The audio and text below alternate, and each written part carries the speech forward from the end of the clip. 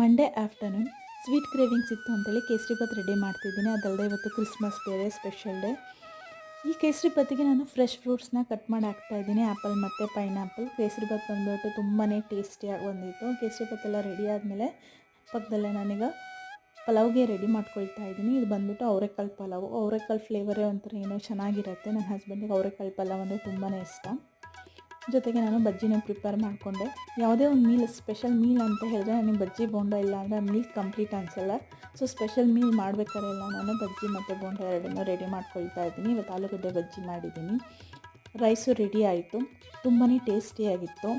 ಈ ರೈಸಿಗೆ ನಾನು ಯಾವುದೇ ಥರ ಆ್ಯಡೆಡ್ ಪೌಡರ್, ಸ್ಪೈಸ್ ಪೌಡರ್ ಹಾಕಿಲ್ಲ. ಜಸ್ಟ್ ಫ್ರೆಶ್ಲಿ ಗ್ರೈಂಡೆಡ್ ಮಸಾಲ ಅಷ್ಟೇ ನಾನು ಯೂಸ್ ಮಾಡಿರೋದು. ತುಂಬಾ ಟೇಸ್ಟಿಯಾಗಿತ್ತು pulao. Thank you for watching. Keep supporting. Like ಮಾಡಿ, ಶೇರ್ ಮಾಡಿ, ಸಬ್ಸ್ಕ್ರೈಬ್ ಮಾಡಿ.